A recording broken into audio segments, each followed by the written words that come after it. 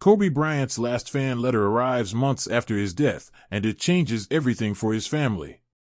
Before we get into the story, comment below where in the world you are watching from today, and if you like this story, don't forget to subscribe. It had been 7 months since the helicopter crash. 7 months of numbness, public condolences, private tears, and empty chairs at dinner. The Bryant home, once filled with the chaos of practice schedules and giggles from the girls, now echoed differently. There were still smiles, but they were the kind you put on so others wouldn't worry. That morning, Vanessa sat at the kitchen table sorting through another box of delayed mail. Thousands of letters had poured in since Kobe and Gianna passed. Some had been forwarded from the Mamba Academy, others from fans across the world. She'd read many in the early days, but eventually it became too much. Every word was a reminder. Every sentence a cut. But she kept them, stacked neatly in labeled boxes, stored in the den. Today, something nudged her to open one more box. Bianca played on the floor nearby, humming as she rearranged puzzle pieces. Capri was napping upstairs. The sun filtered in through the window blinds, casting quiet shadows on the floor. Vanessa opened the flaps of the box, revealing dozens of envelopes.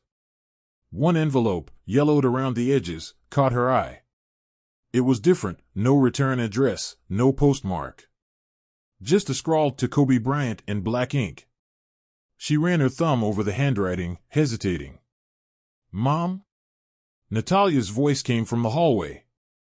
She stepped into the room, phone in one hand, her other tucked in her hoodie pocket. Vanessa slid the envelope beneath a stack of papers. "Hey, baby. You sleep okay?" Natalia shrugged. "Yeah. I was just going to head out for a run." It was their usual rhythm, short conversations, careful tones. Both trying not to say too much, both trying to manage the grief their own way. Natalia had withdrawn since the funeral. She'd stopped playing basketball, deleted all her old training clips, and packed her shoes into storage. It wasn't defiance. It was self-preservation. "You eating first?" "Maybe later." Vanessa watched her leave. Once the door shut, she pulled the envelope back out. Still unopened. She placed it on the counter, but didn't touch it again. That night, the envelope remained in its spot. 3 days passed. It stayed there through Capri's tantrums, through grocery runs, through the girls' laughter watching cartoons. Until one night, well past midnight, Natalia came into the kitchen for a glass of water. The house was silent, save for the soft whir of the fridge. She spotted the envelope immediately. She stared at it, the name on the front speaking louder than anything in the room. To Kobe Bryant. She picked it up slowly. The paper felt aged, maybe from sitting too long in a sorting center or lost under a pile. Something told her it wasn't written after he died. It looked like it had been meant for him. Sent before the accident. She looked around, like someone might stop her. Then carefully opened it. Inside was a folded letter, no printed header, no typed font. Just lined paper and a kid's handwriting. "Dear Kobe, my name is Malik, and I'm 14. I live in Chicago. I'm writing this because I heard from my coach that you're getting into coaching again and helping kids. I don't know if you'll even see this, but I need to try. I've been a fan of yours since I could remember. My older brother used to make me watch your highlights, especially the ones where you hit game winners. We didn't always have TV, so we'd download clips when we got Wi-Fi from the barber shop across the street. Basketball is all I have. I'm not good at much else. Some guys I know already got into gang stuff. My cousin did too. I've been lucky not to. I go to practice, I go home. I study when I can. But it's hard. Real hard. I guess what I'm saying is, you saved me, even though you don't know me. Your speeches, your videos, the way you talk about the grind and the mindset, it gave me something real to hold on to. I want to go to UCLA one day. Like you were gonna before the NBA. I want to do it for me. But also for the people who never believed I could. If you ever come to Chicago, Just once, I swear we'd fill the gym. You'd change lives. Anyway, thank you for being Kobe.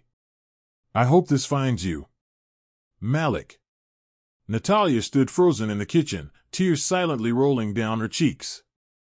It wasn't just the letter, it was the timing, the sincerity, the way the words felt like they were written to her as much as to her dad. She walked into the living room, turned on a lamp, and sat down. She read the letter again. Then again. She stayed there for over an hour. Vanessa found her there in the morning, still holding the letter, eyes red but calm. He wrote it before, Natalia whispered. Vanessa sat beside her. She didn't need to ask what it was. It got lost. Or delayed. I don't know, Natalia continued. But it feels like Dad's still reaching out. Vanessa nodded slowly, wrapping an arm around her daughter. Natalia hadn't cried in weeks. Maybe months. But she did now. In that moment, something changed, not everything, not suddenly, but enough. Enough to spark a new question. What happened to Malik? And why did his letter arrive now? They didn't know it yet, but the answer to that would turn their mourning into something more, a purpose. A fire. And the beginning of something Kobe would have smiled at. The next day, Natalia sat at the kitchen table, the letter folded in front of her like a fragile artifact. She couldn't shake Malik's words. They played over in her head, his dream of UCLA, the way he clung to basketball like a lifeline, how he wrote Kobe had saved him without ever meeting him. Vanessa had tucked the letter back into the envelope and placed it inside a small wooden box on the bookshelf, alongside Kobe's keepsakes, his handwritten notes, one of his worn wristbands, and a framed quote he used to tell the girls, "Great things come from hard work and perseverance." No excuses. Later that morning, Natalia opened her laptop and started searching. Chicago. Basketball. Malik. 14. The results were useless. She refined it. Chicago Basketball Youth Program. Malik. Still nothing concrete. She clicked through local basketball news, school league highlights, anything that might give her a clue. An hour passed. Then another. She eventually found an article buried on a local sports blog dated about a year ago. Rising freshman drops 20 points in first game, meet Malik Carter. She clicked on it. No photo. Just a name, a short write-up, and the name of a coach, Eric Solomon. That was something. She called out to Vanessa, who entered the room wiping her hands on a towel. "I think I found him," Natalia said. "Or at least his coach." Vanessa glanced at the screen. "Are you sure? There can't be that many 14-year-old basketball players named Malik in Chicago who wrote that kind of letter. It matches the timeline. And Coach Solomon's email is here." Vanessa hesitated, then nodded. "Write him." Natalia tapped out a short message. "Hi Coach Solomon, I'm Natalia Bryant. I recently received a letter from a former player of yours named Malik Carter, written to my dad, Kobe. I believe he was part of your program. I'd really appreciate the chance to talk or learn more about him. Thank you." She hit send. That afternoon was slow. Natalia tried to focus on her online classes, but her mind kept drifting. By evening, there was a reply. Coach Solomon had responded. "Hi Natalia. Yes, I remember Malik. He was special. Quick on his feet, obsessed with your dad's work ethic. But something happened last year. He got hurt. Disappeared from the program. I haven't seen him in months. He's not at school anymore either. I've tried to reach him, but no luck. Let me know if you want to talk more." Natalia sat back, heart heavy. Vanessa walked in just as she was reading it. "He's gone off the grid," Natalia said. "He got injured. No one's seen him." Vanessa looked at her daughter closely. "What do you want to do?" Natalia didn't hesitate. "I want to go to Chicago." Vanessa paused. "Just like that?" He reached out to Dad, hoping he'd show up. He never got that chance. If we can find him, maybe we can still give him something real. Something Dad would have wanted. Vanessa breathed out slowly, then nodded. Okay. But we do it together. 2 days later, they were on a plane. Natalia wore one of Kobe's jackets, black with purple trim. She hadn't touched it in months. On the flight, she kept rereading Malik's letter, each word digging deeper. They landed in Chicago on a cloudy afternoon. Coach Solomon picked them up at the airport himself, his SUV cluttered with old basketballs and training cones. I never thought I'd meet you like this, he said, shaking hands. Your dad meant a lot to my kids. He drove them through the South Side, pointing out courts and community centers where Malik had once trained. He had this thing, Solomon said. Didn't care about flash. Just worked hard. Didn't talk a lot either, but when he played, you listened. They stopped at the local gym. It was small, worn down, but full of energy. Kids ran drills on the faded court, and the sound of sneakers squeaking filled the air. Inside, Solomon introduced Natalia and Vanessa to a few of the older kids. They were starstruck, respectful. One of them, a boy about 12, pulled Natalia aside. You looking for Malik? Natalia turned to him. Yeah. You know him? He nodded. He's my brother. Everything paused. Vanessa stepped closer. What's your name? Derek. Malik used to bring me here. Said if he ever got out, he'd come back for me. Where is he now? Natalia asked. Derek looked down. After he got hurt, he kind of gave up. Mom moved us again. He stays home most days. Doesn't play anymore. Would he talk to us? Vanessa asked gently. Derek shrugged. Maybe. If I asked him. Natalia handed Derek her number. Tell him we got his letter. And we're here because of it. That night, they stayed at a hotel downtown. Natalia couldn't sleep. She stared at the ceiling, going over everything, the games she used to play with her dad, the way he'd push her to keep going even when she missed every shot in a row. He never gave up on her. She wasn't going to give up on Malik. The next morning, she got a text. From an unknown number. Meet me at 52nd and Woodlawn. Noon. She showed Vanessa. It's him. They arrived early. The street was quiet, a few boarded-up shops and a closed-down bakery. A basketball court stood behind a chain-link fence, cracked and half overgrown. At 12:04, a tall figure in a hoodie walked down the sidewalk. Malik. His left knee was wrapped in a brace. He walked with a limp. He looked older than 14 now, thinner, quieter. His eyes locked on Natalia. You really came. She nodded. We had to. He didn't speak at first. Just looked at her, then Vanessa, then down at the pavement. I sent that letter, hoping for a miracle, he said. Didn't expect anything. Natalia stepped forward. You wrote it before the crash. Malik nodded. I'm sorry you didn't get to meet him, she said, voice breaking. Malik looked at the cracked court behind him. I stopped coming here. After I tore my knee, I figured it was over. If Kobe couldn't see me play, what was the point? Natalia took a breath. The point wasn't for him to see you. The point was that you believed in yourself enough to write that letter. That's the kind of thing my dad respected most. Malik looked down. His voice cracked. I just wanted to make it out. You still can, Vanessa said. They stood in silence. Wind rustled the chain-link fence. Natalia reached into her bag and pulled out something wrapped in cloth. She handed it to him. Malik unwrapped it, Kobe's black wristband. He wore that during his last practice before retirement, Natalia said. He would have wanted you to have it. Malik held it like it was made of gold. And for the first time in a long while, he smiled.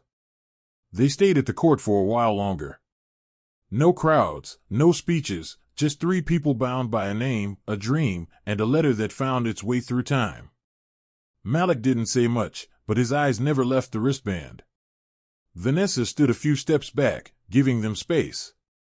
Natalia leaned against the fence and watched Malik run his fingers over the cloth, quiet and thoughtful. Eventually, Malik looked up. I didn't think anyone would care. Thought I missed my chance. You didn't, Natalia said. That letter made it through. It made it to us. That means something. He sat down on the bench nearby, slow and careful with his leg. After the injury, I was supposed to get checked. But the clinic we went to said the MRI cost too much. Coach Solomon tried to help, but we moved around a lot. I fell off. Nobody came looking. We did, she said. Maybe a little late. But we're here. Malik glanced down at his knee brace. You think I can still play? Natalia took a breath. You'll need rehab. It's gonna hurt. You might not go back to how it was. But yeah, I think you can. He didn't respond, but there was a shift, something subtle, something alive again. Before they left, Vanessa walked over and handed Malik her number. If you're serious, call us. We'll help.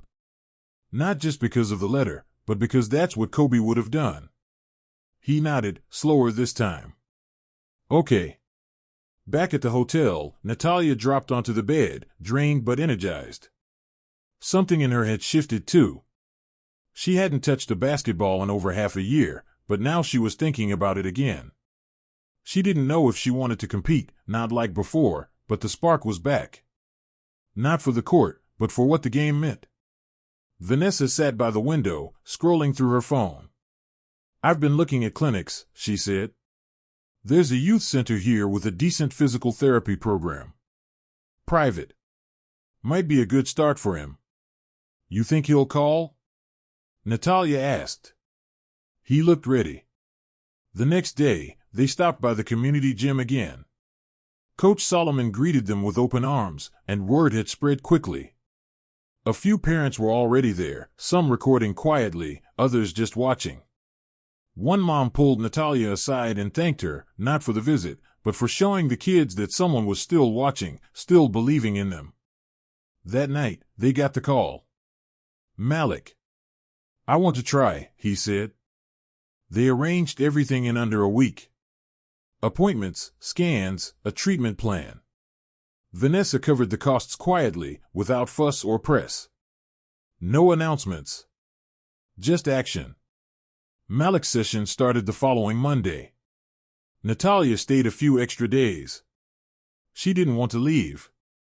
Every afternoon, she went with him to therapy, sometimes just watching, other times helping hold stretch bands or walking beside him when he practiced putting pressure on the knee. His limp was still there, but the way he moved was different now, focused, determined. One afternoon, they passed a public court and saw two kids shooting around. Malik slowed. Natalia looked at him. Let's shoot. He hesitated. I'm not ready. You don't need to be ready. Just take a few shots. They walked over. The boys recognized Natalia immediately and watched with wide eyes. Malik picked up the ball, bounced it twice, and launched a jumper from mid-range. It clanged off the rim. Too flat, Natalia said. Try again. He grinned. Yeah, I know. The second one went in. The next few days flew by. Malik started therapy in the mornings and spent the evenings helping at the youth gym. He wasn't playing full speed yet, but he was present. Coaching kids through drills. Sharing tips. Telling them about the letter. Some of them didn't even know who Kobe was, but the idea of writing to someone like that stuck with them. You ever think about doing this full time? Malik asked Natalia one day. She shrugged. I used to think about being a sports agent or working in film. Now? I don't know. But helping you figure out this next step, it feels right. You should come back in summer, he said. We could run a camp. Mamba Roots or something. She paused. You serious? Yeah. You do the organizing. I'll handle the drills. Natalia laughed. Deal. The following week, Vanessa and Natalia flew back to L.A. It was bittersweet. Natalia gave Malik a journal before they left. The same brand her dad used. First page blank. Second page had one line. Every comeback starts with a choice. 2 months passed. They kept in touch. Photos. Progress updates. Malik sent short videos, jumping off both feet, hitting jumpers, helping kids with footwork. The limp was almost gone. Then, one morning, Natalia sat on the edge of her bed, scrolling through her phone. She paused when she saw it, an email from UCLA admissions. She had applied quietly, just before the Chicago trip, not even telling her mom. She opened it. Her breath caught. Accepted. She stared at the screen, stunned. Her heart pounding. Later that day, she called Malik. You busy? Just finished drills. What's up? I got into UCLA. There was silence. Then Malik's voice lit up. No way. Way. That's crazy. You really going? I think so. You're gonna kill it there, he said. You should write about all this. Turn it into something. She smiled. Maybe I will. That night, she told Vanessa. Her mom hugged her tightly, holding back tears. Kobe had always wanted her to find her own way. This felt like the first step. Later, she took the original letter, the one Malik wrote, and placed it inside a small case on her desk. Next to it, she placed her UCLA acceptance letter. One written before a tragedy. One written after healing had begun. Both now part of a story that was far from over. The campus felt bigger than Natalia remembered. She toured UCLA once with her dad when she was 13, back when Gianna was still little and Kobe was mapping out their futures like plays in his head. Natalia never imagined she'd actually end up here, not after everything. But walking across the quad now, it felt like she belonged. Fall semester had started, and she was adjusting.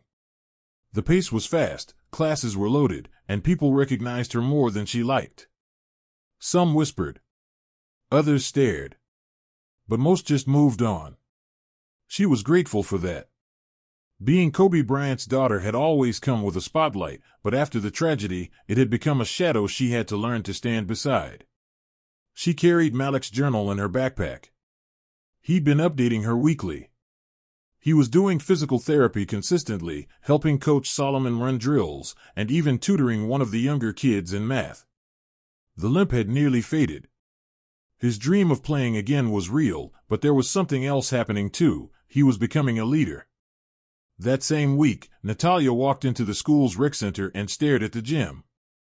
It looked almost too polished. Perfect lighting, perfect hardwood, banners from intramural wins. She stood at the edge for a long time, arms crossed, not moving. She hadn't touched a basketball in over a year. Hey, a student behind her said. You joining the open run? Natalia turned, caught off guard. No, I'm just watching. The girl smiled. You should jump in sometime. You've got the stance of someone who knows the game. Natalia smiled faintly. Maybe later. That night, she FaceTimed Malik.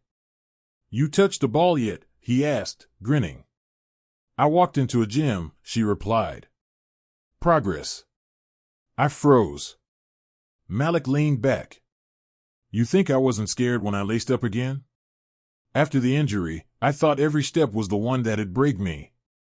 But I remembered something your dad said. What? You don't have to be fearless. You just have to be brave enough to try. Natalia nodded.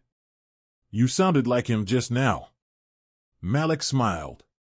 You ever gonna start that youth camp idea? She hesitated.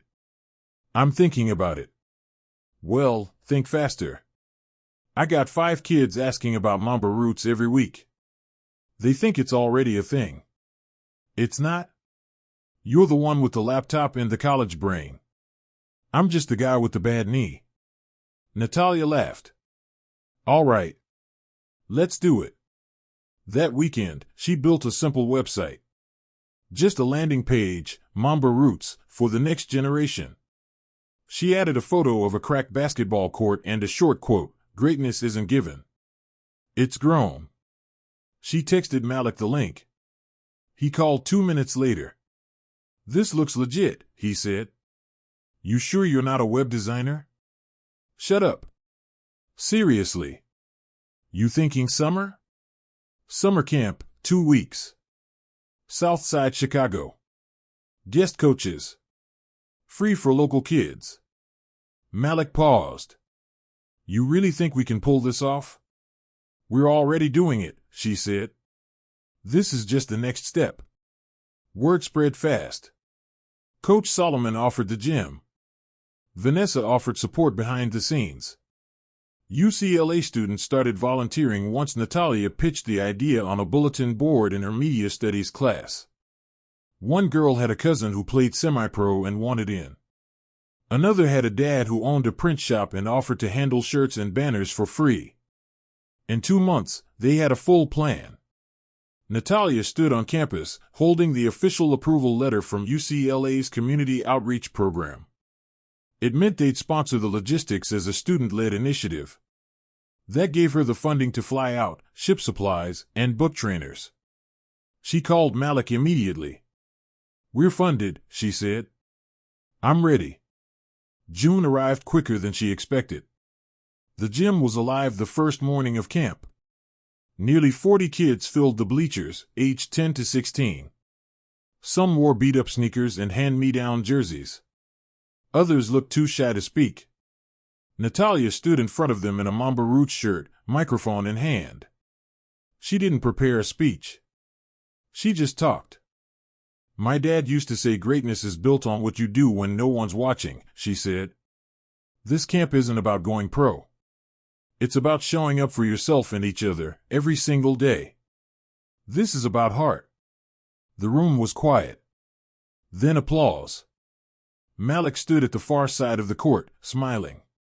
He ran drills that afternoon. Worked with the younger group on footwork, balance, and ball control. At one point, he sprinted for a rebound and landed hard, everyone tensed, but he got up with a grin. "Old knees still got bounce," he joked. Natalia watched from the bleachers, heart full. The second day, one kid asked Natalia if she could teach him how to shoot the way her dad did.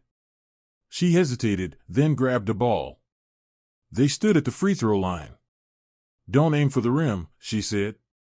"Feel the shot. Trust your form. Let go." The ball sailed clean through. The kid's eyes lit up. "You really are his daughter," he whispered.